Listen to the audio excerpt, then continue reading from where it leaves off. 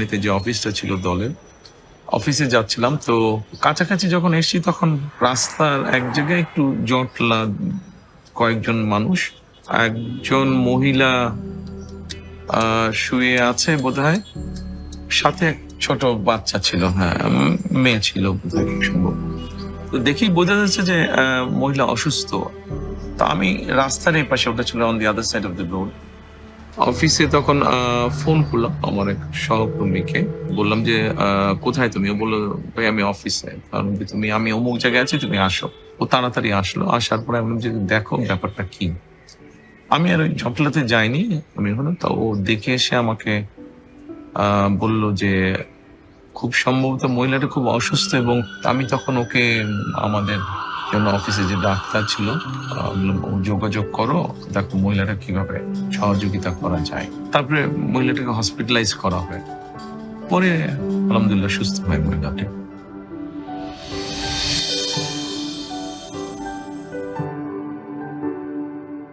একটা কর্মসংস্থানের ব্যবস্থা মনে হয় করা হয়েছিল, যেখান থেকে মিনিমাম একটা তার ইনকাম হয়, যেখান থেকে সে মোটামুটি চলতে পারে।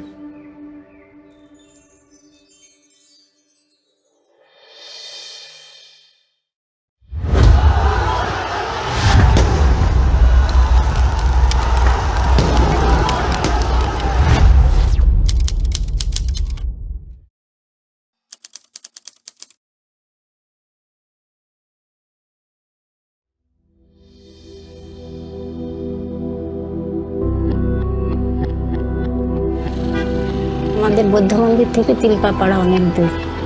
ওখানে যেয়ে কিছু মানে 1 ঘন্টার ভিতরেই উনি ওখান থেকে মনে করেন দগ্ধ অবস্থায় সমস্ত বিশ্ব রোড হয়ে আপনার বৌদ্ধ মন্দির এসেছে।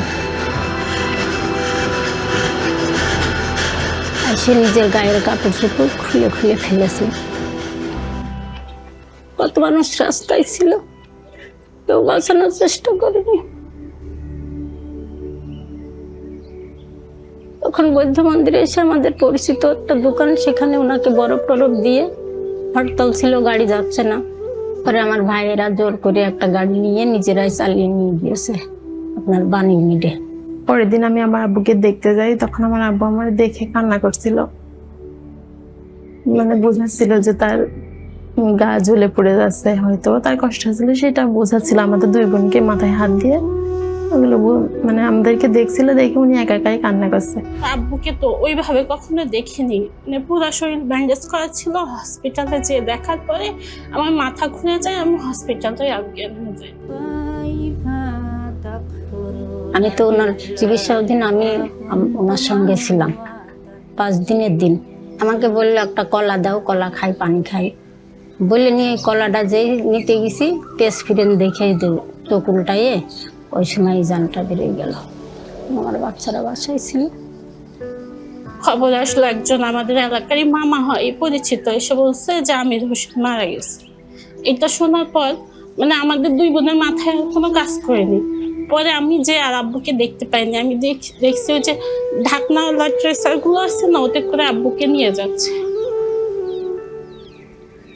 যখন লেখালেখি করে লাশের জন্য, আমি অনেক হাতে পায়ে ধরছি যে দেখেন আপনারা অন্তত পোস্টমর্টমটা করেন না।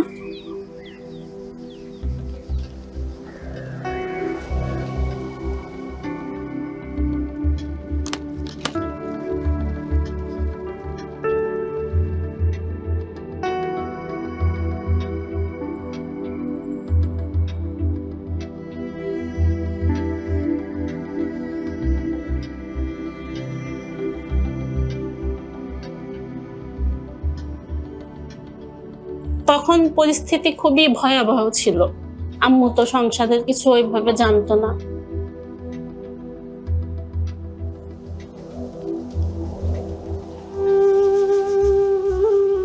বাবা না থাকলে তো কিছুটা অসহায় লাগেই। আমিও ছোটবেলায় বাবা হারিয়েছি, কাজেই মাথার উপরে বাবার ছায়াটা না থাকলে তো অসহায় লাগে। সেটা ছেলে হোক মেয়ে হোক। হয়তো আমাদের সামাজিক ব্যবস্থায় মেয়েদের জন্য বিষয়টা একটু বেশি কষ্টকর। যখন তাদের এরকম ঘটনাটা ঘটে, তারপরে থ্রু ডক্টর আমান আমরা হেল্প করতাম ফ্যামিলিটাকে। করে একদিন আমান ভাই আমার ওখানে যাই, যে বলে আপনার আমরা মাসে কিছু যদি অনুদান করি আপনি কি চলতে পারবেন? বললে আপনি কাউকে এই বিষয়টা কোনোদিন কেউ যাতে জানতে না পারে। 7 দিয়ে 8 দিয়ে মনে হয় 9টি যে বন্ধ হয়ে গেছিল, বন্ধ হয়ে কোনো খোঁজই পায় নাই। তখন আমি তো আর মনে করেন 8 সালের থেকেই মনে হয় বন্ধ হয়ে গেছিল। আমি তখন আমার নিরুপায় হয়ে আমি দেখলাম এ সম্ভব না, আমি তো আর পারতেছি না। স্বাভাবিক আমি জেলে যাওয়ার পরে তো ওই হেল্পটা বন্ধ হয়ে যায়। ওরাও সবাই তো সমস্যার মধ্যে কি করবে, তখন আমার ওয়াইফকে জানায় বিষয়টি। তখন আমার ওয়াইফ আমাকে জেলখানায় জিজ্ঞেস করলেন যে বললাম যে হ্যাঁ এটা তো করতাম, বাট এখন তো পারছি না আমরা। ওনারা যখন 1 বছর খোঁজ না হয় তখন আমি খুবই অসুস্থ হয়ে পড়ছিলাম, কারণ আমার সাহসটা হারাই ফেলছিলাম। সেলাই মেশিনে কাজ করে 3টা পেট, তারপর লেখাপড়ার খরচ, তখন আমি নিজেই বাড়ি চলে আসছি। মনেও কখনো কল্পনাও করি নাই যে ওনারা আর আমার কোনোদিন খুঁজবে। বছর খানিক পরে তখন আবার আমার মামা একদিন ফোন দিয়েছে আমার আম্মুকে। তখন মনে করেন আমার সাহস, আমার একটা বুকে সাহস আসলো। সেই থেকে সমস্ত চিকিৎসার ভার আমার আম্মুর, আমার বড় বোন অসুস্থ হয়েছিল, সমস্ত চিকিৎসার ভার আমার মামাই মানে ওনার দায়িত্বেই করিয়েছে আমার আম্মুকে। এই দেখেন 17-18 মারা গিয়েছে 21 বছর পরছে, অথচ 17-18 বছর ওনারা আমার সঙ্গে আমার পাশে আছে। বিপদে আপদে যেটুকুই হোক আমার খোঁজ রাখছে, এটাই উনি মনে করেন যে আমার মেয়েদেরকে দিত আর বলতো পড়াশোনা করছো, সকালে এইভাবেও খবর নিচ্ছে, তোমরা কি স্কুলে গেছো, কিভাবে পড়ো, কখন পড়তে বসো। মেয়েদের সবসময় বলে ওদেরকে দিয়ে দেবেন না। যেহেতু বাবাও নেই, সেই জন্য ওরা যদি লেখাপড়া শিখতে পারে, ওরা যদি নিজের পায়ে দাঁড়াতে পারে, তাহলে ফ্যামিলিটার মধ্যে আত্মবিশ্বাসটা ফিরে আসবে। আমি সেই চিন্তা থেকেই বলেছিলাম যে বিয়ে তো করবি, সেটা 2 দিন আগে হোক পরে হোক। তো আমার মা আমাদের জন্য সেই থেকে, আমার মাও আমাদের জন্য অনেক করেছে, মনে করেন পড়াশোনা শেষ করিয়েছে। আমি তো তখন বুঝি নাই যে আমি এটা কোথা থেকে পাচ্ছি। আমি তো এতদিনও জানতাম না। এইবার ডাক্তার দেখাইতে যেয়ে এই মনে হয় বছর 2, তখন বললো যে আপনি যেহেতু নামাজ পড়া রোজাদার লোক, আপনাকে আমার কিছু বলার নেই, ওনার জন্য দোয়া করেন। ওনার আম্মা খুব অসুস্থ, উনি ফোন দিয়ে আমাকে এটা বলে। তখন আমি বুঝতে পারি আমার যখন কেউই ছিল না, তখন 2টা বাচ্চা নিয়ে আমি অসহায় অবস্থা, ওনারা আমার পাশে ছিল। ট্রিটমেন্টের থেকে শুরু করে সমস্ত লেখাপড়া যা দায়িত্ব, ওষুধপত্র নিয়ে এতদিন আমার সঙ্গে ছিল এবং এখনো আছে। মনে করেন উনি তো বাবার মতো দায়িত্ব এতদিন আমাদের পালন করে এসেছে। ওনাকে দেখলে ওনার সাথে আমি একটু জাস্ট আমার ভালো মন্দ কথাগুলো শেয়ার করতে চাই, ওনাকে একটা সালাম জানাতে চাই। আমার কাছে যখন মনে হয় যে তাদের পাশে একটু দাঁড়ানোতে তারা নিজের পায়ে দাঁড়াতে সক্ষম হয়েছে, তাদেরকে একটু সহযোগিতা করার, যতটুকুই হোক সহযোগিতা করা হলো, ডেফিনেটলি তখন তো ভালো লাগে।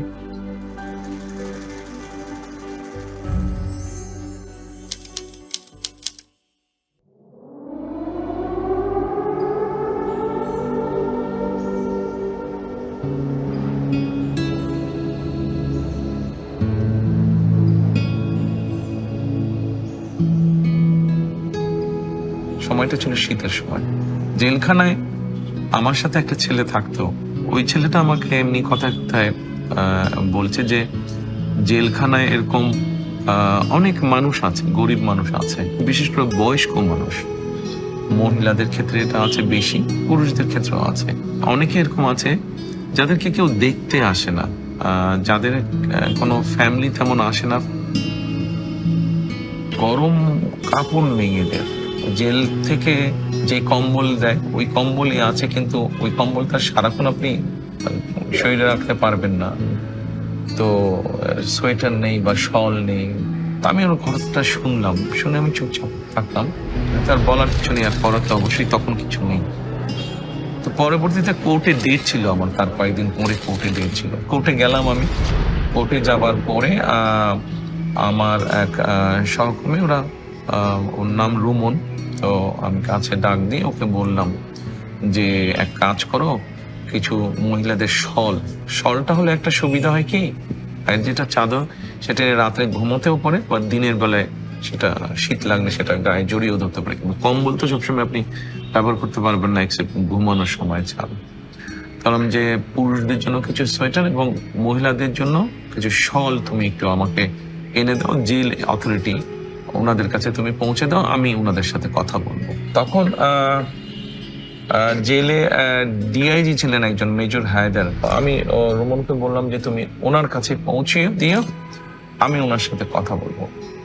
পরে রোমন ওগুলা ওনার কাছে নিয়ে গেছিল, তবে আমি তার আগেই আমি যখন ফিরে আসলাম আবার জেলে নিয়ে আসলো আমাকে। তো ওনার সাথে ওই দিন কি পরের দিন বোধহয় আমার দেখা হলো। তখন আমি বললাম যে হায়দার সাহেব এরকম আমি শুনেছি এরকম, তা আমি কিছু এরকম গরম কাপড়ের ব্যবস্থা করছি, তো ওগুলা এসে পৌঁছলে আপনার কাছে দিবে, তা আপনি যদি একটু দেখে, আমি তো আর দিতে পারবো না, আপনি দেখে যদি সত্যি এরকম যারা নিডি তাদের কাছে যদি একটু এই জিনিসগুলো পৌঁছে দেন। তো পরে ওনারা দিয়েছিলেন, ওনারা পরে পৌঁছে দিয়েছিলেন।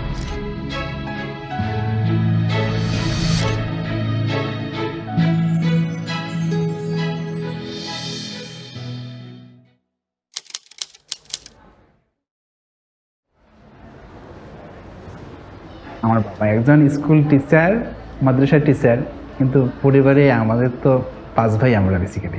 তো সেই সময় আমার বাবার জন্য এডুকেশন যে এক্সপেন্সটা সেটা ব্যয় করা বেশ কষ্টকর হচ্ছিল আর কি। আমার বাবা একজন কৃষক, আমার আরও 2টা বোন আছে, এর মধ্যে আমি মেডিকেলে চান্স পাই।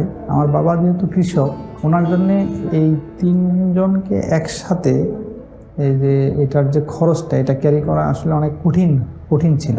অন্যান্য ভাই যারা ছিল, যারা ভার্সিটিতে পড়তো, তাদের থেকে কিন্তু আমার খরচটা একটু বেশি ছিল। সেই সময় একটা প্রেশার নিয়ে, একটা টেনশন, চিন্তা। অনেক ছেলে মেয়ে আসতো, meritorious result, very good excellent result, কিন্তু মেডিকেল বা ইঞ্জিনিয়ারিং বা আর্কিটেকচার এই পড়াগুলো তো একটু এক্সপেন্সিভ, বেচারারা এফোর্ড করতে পারতো না। আমার প্রতিদিনের টেনশন হইতো যে আসলে কি মানে এইভাবে কি লেখাপড়া কন্টিনিউ করা সম্ভব। যখন আমি ফার্স্ট ইয়ারে থাকি তখন তো আমি টিউশনি খুঁজতেছিলাম, তো শুরুর দিকে ওইভাবে কোনো টিউশনি পাওয়া যাচ্ছিল না। যে কোনো কারণেই হোক, আমার স্ত্রী যেহেতু একজন ডাক্তার, সে কারণে হয়তো নিজের অজান্তেই হয়তো মেডিকেলের বিষয়টা চলে এসছে আমার সামনে। এই সময় আমার পাশে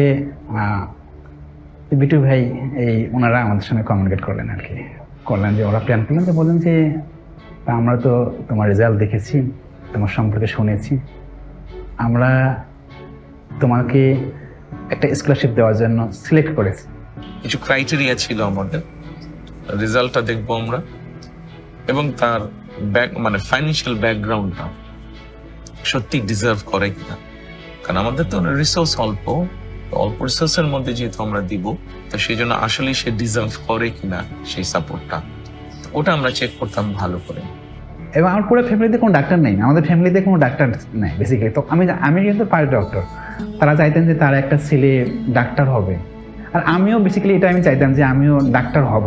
তো এই সময় যখন এই হেল্পটা যখন চলে আসলো, তো বাবার জন্য একটা মানে গ্রেট একটা রিলিফ হয়েছিল আর কি, অনেক বড় একটা রিলিফ হয়েছিল আর কি। পুরো মানে ফার্স্ট ইয়ার থেকে শুরু করে একদম ইয়ার পর্যন্ত, ফাইনাল ইয়ার পর্যন্ত, যতদিন আমি ইন্টার্নিতে না যাচ্ছি এবং ইন্টার্নের ভিতর না পাচ্ছি, এই সময়টা পর্যন্ত ওরা কিন্তু আমাকে ফুলি একটা ফাইন্যান্সিয়াল সাপোর্ট আমাকে দিয়েছে। তারা শুধু মানে ফিনান্সিয়াল সাপোর্ট দিয়েছেন ব্যাপারটা এরকম না, মাঝে মাঝেই আমার মানে পড়াশোনা কীরকম হচ্ছে, আমার রেজাল্ট কীরকম হচ্ছে, আমি কি প্রোগ্রেস করছি কিনা, বা অন্য আনুষঙ্গিক কোনো প্রবলেম আছে কিনা, আমাদের আর কি ধরনের সহযোগিতা প্রয়োজন, এগুলো সব কিছুই খোঁজখবর নিতেন।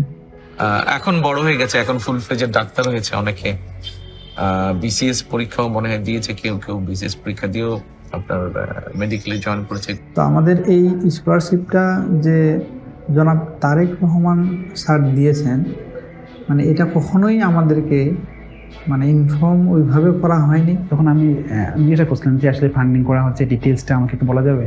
তো ডিটেলস করে না, আপনাকে এটা স্কলারশিপ দেওয়া হচ্ছে, এখন ডিটেলস এত কিছু বলা যাবে না, আপনি নিচে থাকেন, আমরা আপনার সঙ্গে কমিউনিকেট করব। এখন হয়তো কেউ কিছু হয়তো বা জেনেছে, বাট মোস্টলি জানে না। সব মিলে এটা আসলে একটা মানে মানুষের পাশে দাঁড়ানোর অসাধারণ একটা দৃষ্টান্ত। আজকে আমি মানুষকে সেবা করতে পারতেছি, এইটা সম্ভবই হইতো না যদি আমি ওই সময় আমার জার্নিটা কমপ্লিট করতে না পারতাম। একজন ডক্টরকে ডক্টর বানানো শুধু একটা মানুষকে উপকার করা না, এটা হাজার মানুষের উপকার করা। আপনি যখন একটা লক্ষ্য বা উদ্দেশ্য নিয়ে, ঠিক আছে, আপনি যখন একজনের পাশে দাঁড়াচ্ছেন, আপনার যতটুকু সম্ভব আপনার পক্ষে, এবং যখন দেখছেন যে আপনি যে উদ্দেশ্যে দাঁড়িয়েছেন এবং ওই মানুষটা তার লক্ষ্যে পৌঁছেছে, এটাতে ডেফিনেটলি আপনি ভালো ফিল করেন।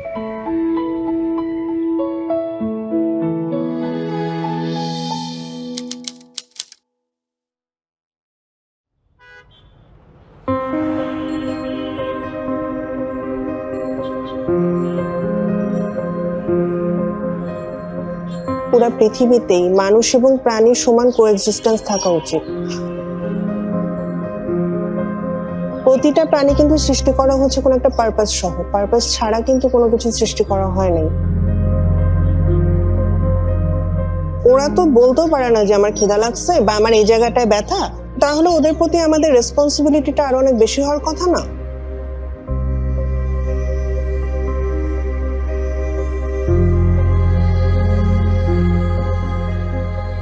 কিন্তু আমাদের মতো দেশগুলোতে যেটা হয় যে আমরা প্রাণীদেরকে একদম একটা সাইডে সরায় ফেলছি। আমি ছোট থেকে যেটা দেখতাম যে ওদের চোখ তুলে ফেলছে, কান কেটে নিচ্ছে, লেজ কেটে নিচ্ছে, হাত পার উপর দিয়ে গাড়ি চলে যাচ্ছে, ওরা ওভাবেই পড়ে আছে, কেউ দেখছে না। তো ছোট থেকে এই অবস্থাটা দেখতে দেখতে আমার ইচ্ছা ছিল আমি ওদের জন্য কিছু একটা করব। ক্লাস 5-এ থাকতাম, প্রথম কুকুরের বিড়ালের বাচ্চা নিয়ে আসছিলাম বাসায়। তো তখন থেকে শুরু করে 2013-এ আমার এতগুলো বিড়াল হয়ে যায় বাসার ভিতরে যে আমি চিন্তা করি যে আমার যেহেতু এখানে একটা জায়গা আছে, আমি এটাকে শেল্টারে কনভার্ট করব। ওই প্ল্যান করে আমি বিল্ডিংটা করি এবং তারপর এখানে মুভ করি ঢাকা থেকে। আমি স্ট্রে অ্যানিমাল নিয়ে মূলত কাজ করছি। এরা এমন অবস্থা থেকে আসে যে অনেক বয়স্ক হয়ে গেছে, দাঁত নাই, চোখ নাই, রাস্তায় সার্ভাইভ করতে পারছে না, গাড়ি ধাক্কা দিয়ে চলে যাচ্ছে। হ্যাঁ, বা অনেককে বাচ্চা অবস্থায় এনেছি যে মা মারা গিয়েছিল, এরপর আর দেখার কেউ নাই।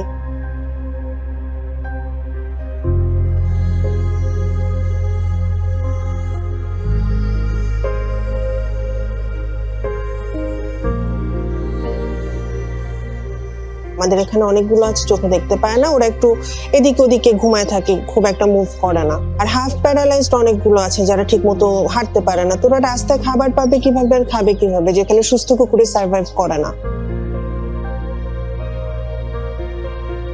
প্রত্যেকটি প্রাণী, জীব কোন রকম ভাবে মানুষের উপকার তো করছেই। আমরা সৃষ্টির সেরা সৃষ্টি আল্লাহ, সেটা আমাদের দায়িত্ব এই যে কোনো জীব প্রাণীর প্রতি যত্নশীল হওয়া।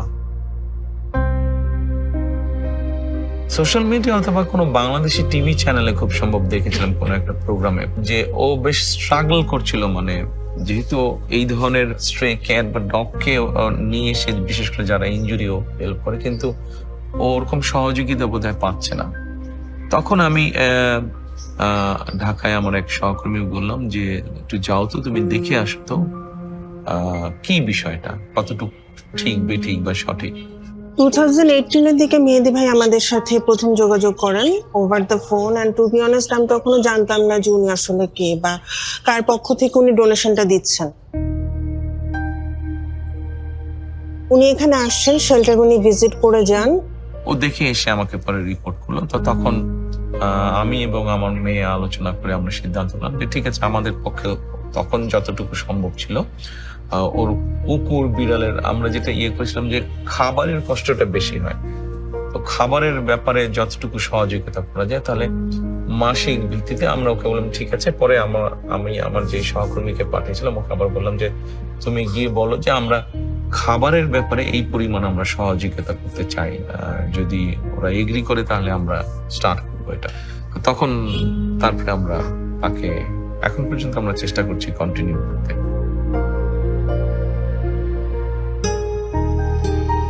আমরা কোথাও কোনো ডোনেশন দিলে বা ফান্ড দিলে আমরা চাই যে আমাদের নামটা হোক, আমাদের নামটা সামনে আসুক। তো এত বছর ধরে যে উনি হিডেন থেকে আমাদের হেল্পটা করে গেছেন, এটা খুবই অ্যাপ্রিসিয়েটেড একটা জিনিস। এবং আমি যখন জেনেছি জিনিসটা খুব অবাক হয়েছি। ওনারা যে উদ্যোগটা নিয়েছে এটা তো আগে নেওয়া হয়নি, শুধু ফান্ডিং দেওয়া বলে না, একটা অ্যাম্বুলেন্সের উদ্যোগ নেওয়া হয়েছিল, ওনাদের একটা অ্যানিম্যাল ওয়েলফেয়ার অ্যাসোসিয়েশন করা হয়েছে। আমাদের কিন্তু অ্যানিম্যাল ওয়েলফেয়ার ডিপার্টমেন্ট বলতে কিছু নাই। তো এটা ওনারা যে শুরু করেছেন এটা তো ফার্স্ট, এটা অবশ্যই মানে একটা মাইল ফলক আমাদের জন্য। অন্তত একটা জীব হিসেবে যদি আমরা কিছুটা হলেও সহানুভূতিশীল হই এই সৃষ্টিগুলোর প্রতি, শুধু জীবজন্তু কেন, গাছপালা, আমাদের আশেপাশে যে গাছ আছে, গাছপালা সবকিছুর প্রতি, তাহলে আমরা যেরকম একটা সুন্দর পরিবেশ, সুন্দর সমাজ, সুন্দর রাষ্ট্র সবকিছুই একটু হলেও সুন্দর করে গড়ে তুলতে পারবো। তো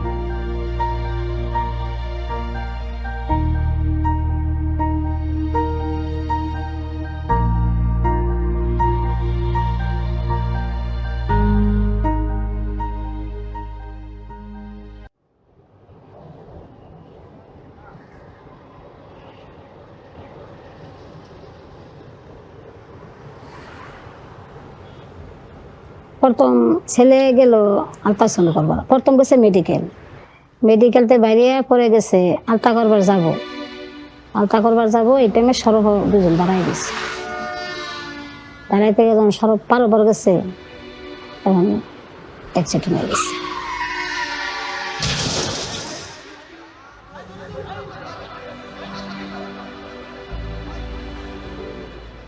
দৌড় করে গিয়ে দিয়ে একটা সিএনসি খারাপ, সিএনসিটা খারাপ করি টান দেবে ওইটা পড়লাম, ওইটা পড়ছি, ওইটা পরে আমি সিএনসি তুইটা পড়ছি, ওইটা বলে বেড়া আমার নিচে নিলে পরে বেড়ার করতে একদম বেড়ার কিছু কই নেই, বেড়াই আমার টান দিয়ে নামাই আছে, নামাই ওইটা আমি দেখি এনে একটা লাশ, দুইটা লাশ, দুই জায়গা আমার আমার বইরে আছে প্যাকেটও, আর নাতিনটারে গিয়ে পাই নেই আমি।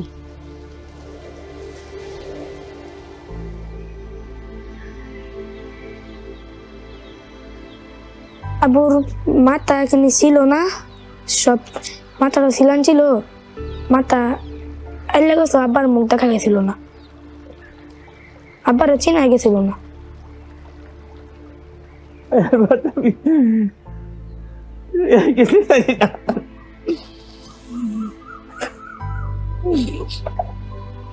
তারপরে গেছি, ওরা আম্মুল্লা দেখেছি, আম্মুর এটা কিছু ছিল না, খালি চোখটা ছিল, আর কিছু ছিল না। ওই আমার একজন বলছে আমার নাতি আছে মেডিকেল, একটা মেডিকেল আছে, গেছি গাড়ি এরা মারা গেছে বাচ্চা, এটা শুয়ে দিচ্ছে, শুয়ে থাকলে পরে আমি ওরে দোলা মুচ্ছে সময় দিচ্ছি,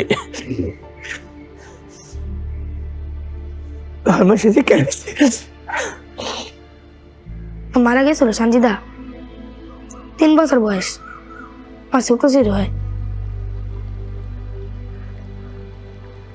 ডাক্তার করে আমরা নাতি আরেকটা আছে, এটা তো মারা গেছে, এবার নাতি আরেকটা পরে ওর গেছি গা দিয়ে নাতি আমার কুলো দিচ্ছে, পরে ডেনা হয়ে গেছে মেডিকেল ফটো চলে আর ফাতেমা তার মা বাবার মুখ সে দেখে নাই, আমরা দেখতে পারছি, সে দেখতে পারে না।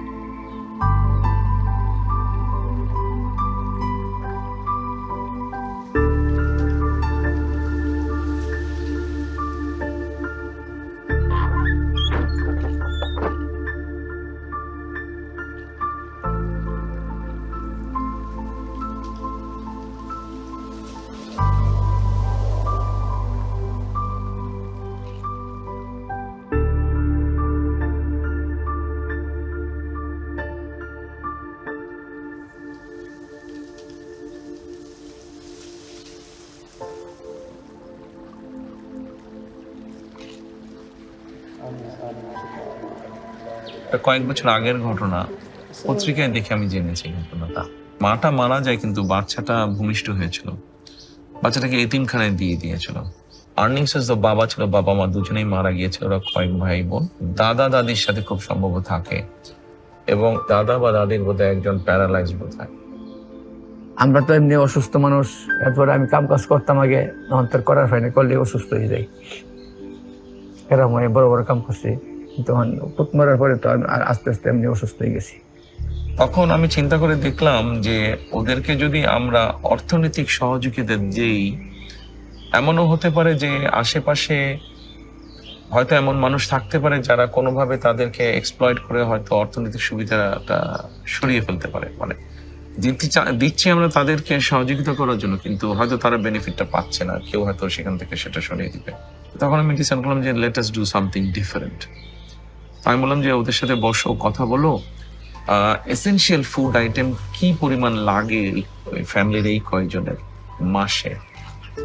তখন মোটামুটি একটা এস্টিমেট করা হলো যে এই অ্যামাউন্ট চাল বা ডাল বা তেল বা চিনি বা নুন এগুলো লাগে। তখন আমি বললাম যে ঠিক আছে, তাহলে এখন থেকে আমরা তাদেরকে এসেনশিয়াল ফুড আইটেমের সাপোর্টটা দিব। হয়তো আল্লাহ রহম করছে, আমি এটার উপায় আছেন, ভিক্ষা ছাড়া উপায় আছেন, আমার তো কিছু করার নাই। তো আলহামদুলিল্লাহ এখনো আমরা কন্টিনিউ করছি। আজকে বেশ কয়েক বছর হয়ে গেল, বাচ্চাগুলো বড় হয়েছে। মাঝে মাঝে আমি ছবিতে দেখি ওদেরকে, আমি বলি যে ছবি পাঠা আমাকে, ছবি দেখবো আমি, তোমরা যে দিচ্ছ জিনিসগুলো, I want to see that. ওটা দিয়ে আমরা যখন আল্লাহর রহমতে আমরা চলতেছি, দেখাউন্ডা চলে যাবে ভাই, এক মাস আল্লাহ চলে। বড় চালাইতেছে। আর রাইতে চুরি হয়ে রাইতে 10টা-11টা বাজে খাউন দিয়ে আইছি।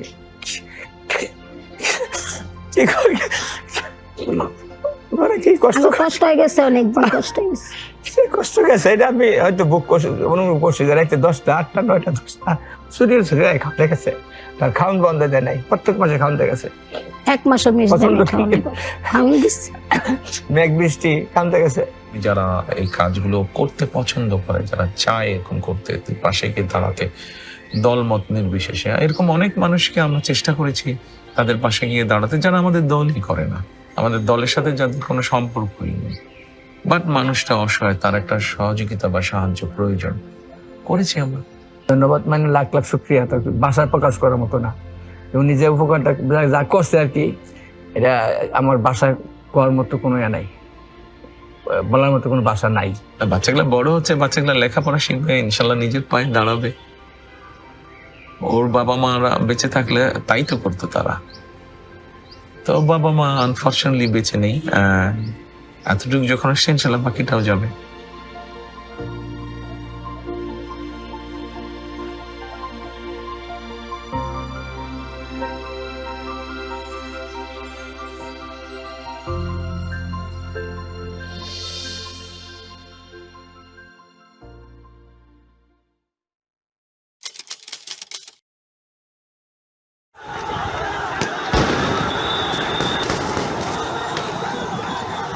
পাঁচ তারিখে আমার ছোট বোন আম্মার বাসায় গেছে, তখন আমরা রাজকোনাতেই থাকি। তো আমরা খবর দেখতেছি আমার ছোট বোন ও নাচতেছে, মানে শেখ হাসিনা পালাইছে এটা দেখে ও ওই খবর টবর দেখলো। 4টা বেজে গেছে, ওর ফ্রেন্ডরা ফোন দিতেছে নিচে নামার জন্য। তো ও চলে যাইতেছে পর আমাকে বলতেছে, আম্মু আমি যাই। আমি কইছি আব্বু যেখানে যাও সন্ধ্যার মধ্যে চলে আসো, আম্মু তুমি টেনশন করো না, আমি চলে আসবো। তো নিচে যে 2 বন্ধুর সাথে চলে গেছে। 7:12 আব্দুল্লাহকে 2বার ফোন দিছি, ধরে নাই। 7:19 আবার ফোন দিছি, 2বার ধরে নাই। 3বারের মাথায় ও ধরছে। 36 সেকেন্ড ওর সাথে আমার কথা হয়েছে। সালাম দিয়ে শুধু বলছি, বাবা তুমি কোথায়? ও বলছে এয়ারপোর্টের মাথায়। বলছি বাবা আজান দিচ্ছে, সন্ধ্যা হয়েছে না, কাম্মু আধা ঘন্টার মধ্যে আসতেছে। 8:10 একটা আননোন নাম্বার থেকে ফোন আসছে, রিসিভ করতে করতে কেটে গেছে। আবার উনি কল দিছে। উনি শুধু ফোন দিয়ে বলছে, আব্দুল্লাহর আপনি কি হন? আমি বলছি আব্দুল্লাহর মা। কেন, কি হয়েছে? ও অ্যাক্সিডেন্ট করছে, আপনি একটু এখনই আসেন। আমি শুধু ওনাটা নিয়েছি আর আমার ব্যাগটা নিয়েছি আর মোবাইলটা নিয়েছি। তো এর মধ্যে আবার উনি ফোন দিছে, আছে আপনি তাড়াতাড়ি না আসলে ঢাকা মেডিকেল পাঠিয়ে দিবে। ওনার এই কথা শোনার পর আমি মোটামুটি যে আব্দুল্লাহর হয়তো গুলি লাগছে, রাস্তায় বেরোনোর পরে আমি বুঝি। তা আমি দৌড় দিয়ে ঢুকে গেছি। ঢুকে ও একটা কফি কালারের টাইস পরা, ওর চেহারা তো ঢাকা, ওর পায়ে সাদা সুতা বাঁধা দেখে আমি বুঝে ফেলছি যে আমার বাবাটা নাই। তা আমাকে ঢুকতেই দিতেছে না। মহিলা মানুষ বলতেছে আপনাকে ঢুকানো যাবে না, আপনি পুরুষ মানুষকে। তোর মামা গেছে, ওর মামা দেখে ওইখানে অজ্ঞান হয়ে গেছে, আমি অজ্ঞান হয়ে গেছি।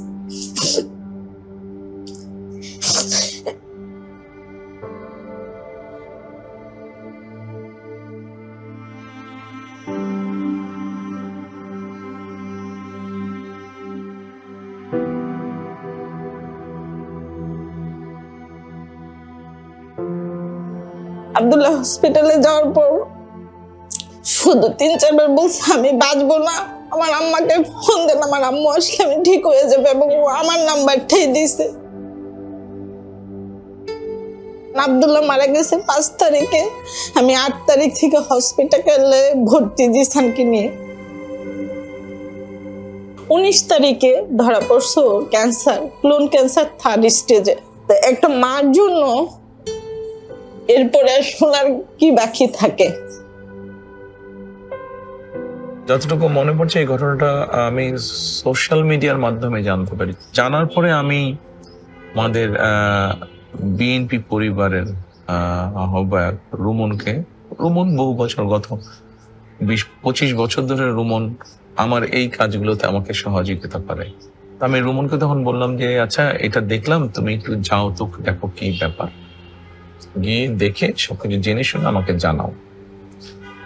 তো দেন রুমন ওখানে যায়, মায়ের সাথে কথা বলে। অসম্ভব অসহায়তার একটা ঘটনা সেদিন আমি জানলাম। আব্দুল্লাহ মারা যাওয়ার 14 দিন পর থেকে যুদ্ধ শুরু হয়েছে। আমি ছেলের জন্য কান্না করবো না, এই ছেলেকে নিয়ে হসপিটাল দৌড়াবো। ওর ট্রিটমেন্ট চলমান অবস্থায় তার বাবা স্ট্রোক করে মারা গেছে।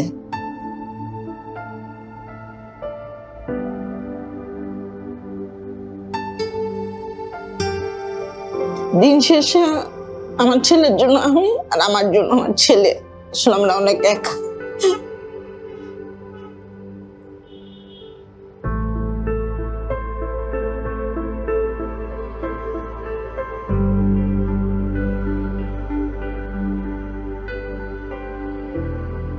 ভদ্রমহিলা বিভিন্ন জায়গায় বোধহয় গিয়েছিলেন, খুব সম্ভবত সেভাবে সহযোগিতা পাননি।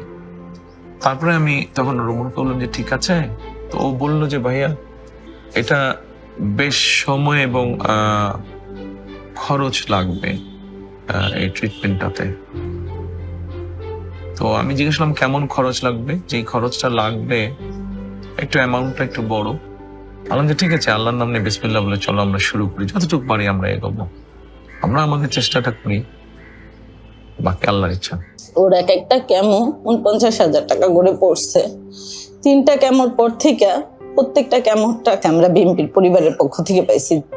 উপর আল্লাহর পরে যদি কেউ আমাকে সাহায্য করে দেখে আমরা বিএনপির পরিবার করছি, কারণ আমার দ্বারা সম্ভব ছিল না এই ট্রিটমেন্টটা করার। ওর 2টা অপারেশন আমি বাইরে করাইছি, বাইরে ডাক্তার দিয়ে, সিএমএইচ এর ডাক্তার দিয়ে বাইরে করাইছি।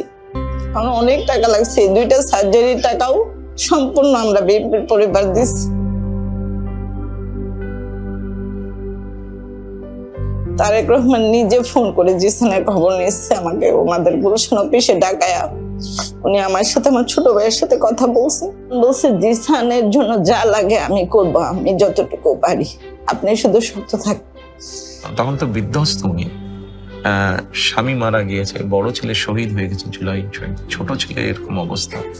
ওনাকে সাহস দেওয়ার জন্য আমি বললাম যে আপনি চিন্তা করবেন না, আমাদের পক্ষে যতটুকু সম্ভব আমরা আপনার পাশে আছি, টেনশন করেন না, আল্লাহর উপরে ভরসা রাখেন, ইনশাল্লাহ আপনার সন্তান সুস্থ হবে।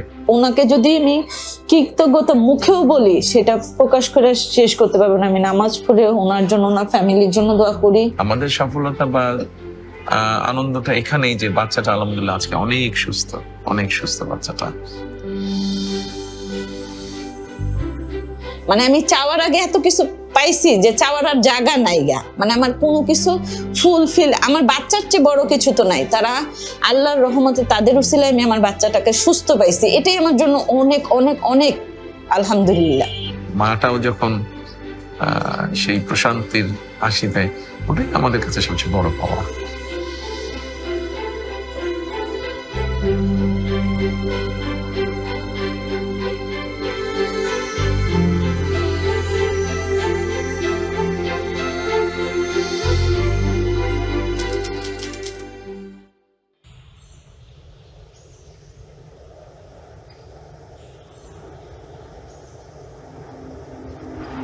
তিনটে বোন আমরা, আমাদের ভাই নেই। বোনেরা বাপ থেকে মামা বাড়ি থেকে বিয়ে হয়েছিলেন, তারা বিকে যাচ্ছিল। যখন বাচ্চা হয়েছে তখনই এর বাপ যশোর যেতে, তখন আর কাকের কাছে জিজ্ঞেস করিলাম, যে বাপ কোথায়, তখন বলছে যে ওই যশোরে থাকে। এই দেখার পরে আর হসপিটালও দেখতে গেছিল, দেখতে বই দেখিয়েই তো ও যশোরে চলে গেছে। তখন ছেড়ে দিয়েছে, তখনই বলেছে। ওখানে 8 মাস ছিলাম শ্বশুর বাড়ি, তারপরে মামা বাড়ি পাঠাই দিয়েছিল। মামা বাড়ি থেকে তাই কয়েক মাস থাকার পরে তাই আবার দিয়ে দিয়েছিল। এটুকুই চাইছিলাম যে আমার বাচ্চা যাতে তার বাপের পিতৃ পরিচয় চাই পাই, যাতে দাদা বাড়ি যাতায়াত করতে পারে। শুধু আমার কাছে থাকবে না, তার দাদা বাড়িরও তো দরকার আছে। দাদা বাড়ি যাতায়াত করবে, দাদা বাড়ি যাবে তারা। এখনো বাপের ইসির দিক থেকেও কষ্টেই আছে, কারণ আমার কাছে অনেক সময় বলে, এটা ভাই আমি বলতে পারি না। যখন আমার বাচ্চা জিজ্ঞেস করে সবার আব্বু আছে, সবাই বলে ওঠে আমার বাচ্চার অনেক পেরেন্ট, মানে কথা বলে বড় মানুষের মতো ইয়ে বলতে গেলে আমার আমি বলতে পারি না। যে অনেক অনেক প্রশ্ন করে, যখন সবাই আমার ওই স্বাস্থ্য ভাইরা আছে বাচ্চারা সবাই মা আব্বু বলে কোলে ওঠে, তখন আমার বাচ্চাও অনেক সময় ভুল কেমনে মামাকে বাপ বলে ডেকে ফেলে, বুঝছেন।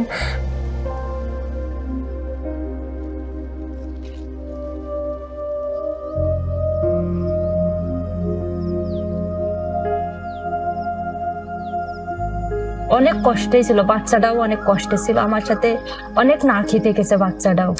ওষুধ মনে করেন সবসময় আমার ডাক্তারের কাছে রাখতে হয়, একটার পর একটা হতেই থাকে, একটার পর একটা হতেই থাকে, বেশিরভাগ ও ডাক্তারের কাছেই থাকে।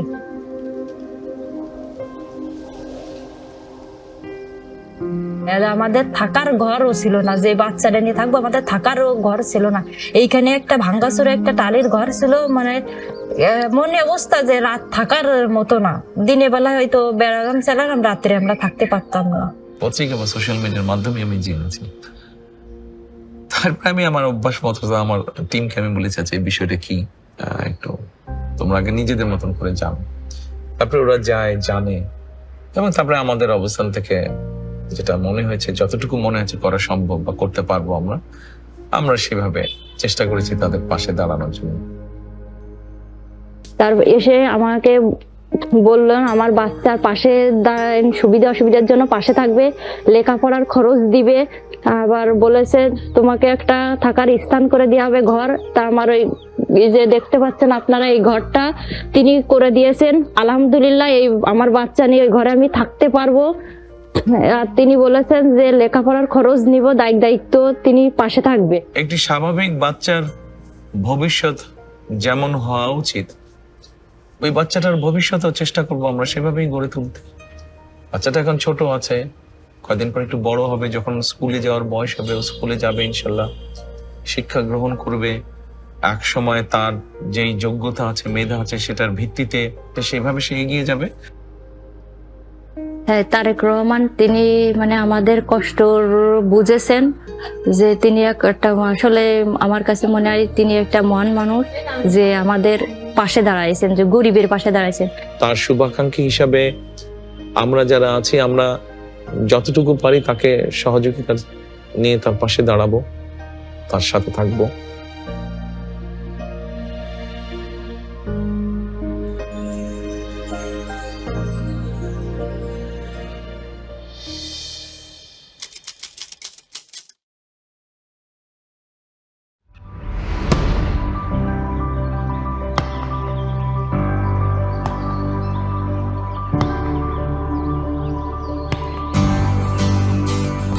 আমার বয়স 6 বছর 2 মাস চলে। আর যখন বয়স 3-3.5 বছর হয়, তখন তিনি খেলাধুলা আমি শিখাই।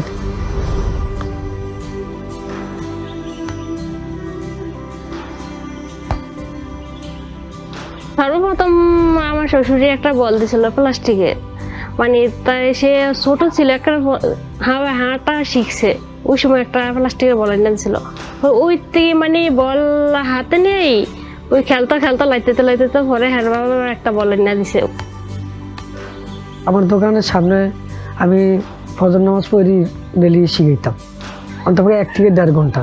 যখন 2-5-6 মাস খেলা শিখছে, তখন দেখি নিজেই সেতুভাবে আরো বা বল খেলতে জায়গা হ্যাঁ খুব আগ্রহ। তখন দেখলাম আস্তে আস্তে যেটা শিখেই আল্লাহ দিলে সেটাই দেওয়া শিখে বা শিখতে চেষ্টা করে। তখন আমি বুঝছি না, আস্তে আস্তে মোটামুটি ভালো একটা কিছু করবে। আমাদের এলাকায় অনেক পোলাপাইন আছে, মোবাইলে ভিডিও করে প্রথম করছে, পরে চ্যানেল আছে না, চ্যানেলে আসলো, সবাই আইসা এটা ভিডিও টিডিও করে ভাইরাল করছে। আমাদের দলের একজন নেতা আছে আমিনুল, সবাই ওকে ফুটবলার আমিনুল হিসাবে জানে। যখন আমরা পরিকল্পনা করলাম যারা এরকম প্রতিভাবান আছে তাদেরকে আমরা আস্তে আস্তে আস্তে খুঁজে বের করব, তখন আমি আমিনুলকে বললাম যে আমিনুল, তুমি এক কাজ করো, তুমি তোমার মতন করে খোঁজ করো এরকম প্রতিভাবান শিশু, কিশোর, যুবক কোথায় আছে। এবং তখন খুঁজতে গিয়ে আমরা এই ছোট বাচ্চাটাকে খুঁজে পেলাম। আমি সাইকেলের কাজ করি, মেকানিক কাজ, অত 500 টাকা কাজ করি, এটা দিয়ে আমি সংসার চালাই, চলি। তখন ওর বোর্ডও ছিল না, জার্সি আমার দেশের পোলাপাইনে 2টা জার্সি দিয়েছিল, ওই জার্সি দিয়ে খালি পায়ে খেলাধুলা করতো। এরপরে গোলরক্ষক আমিরুল সাহেব আসলো, আইসা সোহানারে কিছু উপহারও দিছে, বুট, পেন, জার্সি, তারপরে বল। ছেলেদের মধ্যে হোক, মেয়েদের মধ্যে হোক, যার যেই প্রতিভাটা আছে তাকে আমরা চেষ্টা করব সেই প্রতিভাটা আরো যাতে বিকশিত হতে পারে সেই সুযোগটা তৈরি করে দেওয়ার জন্য। ছেলে তো দেশের হয়ে খেলবো, ভালো একটা কিছু করবো, এটাই তো আমার স্বপ্ন, যাতে এটাই দেশের ভালো কিছু করা, এটা আমার ভালো কিছু করা। আমাদের এই প্রতিভাবানদেরকে যদি বের করি এবং ওদেরকে যদি একটা স্কোপ তৈরি করে দিতে পারি আমরা, তারা আরো বিকশিত হবে।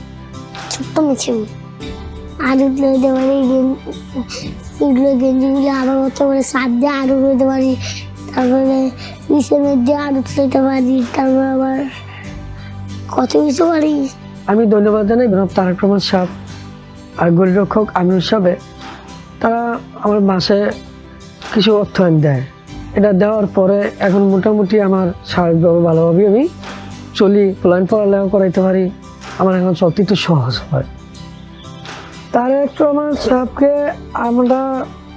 আমি মনে করি ঠিক আছে আমার মাথার উপরেই রাখি। তার কাছে আমি কৃতজ্ঞ যে আমার ছেলের পাশে দাঁড়াইছে। আমাদের লক্ষ্য উদ্দেশ্যটা হচ্ছে যে এই প্রতিভাবানদেরকে যদি আমরা প্রপারলি ট্রেনিং এর ব্যবস্থা করতে পারি, তাহলে এই মানুষগুলোকে দিয়ে আমরা দেশের জন্য সুনাম সম্মান বয়ে নিয়ে আসতে পারি, যেটা ভেরি মাচ পসিবল, আমি দৃঢ়ভাবে বিশ্বাস করি।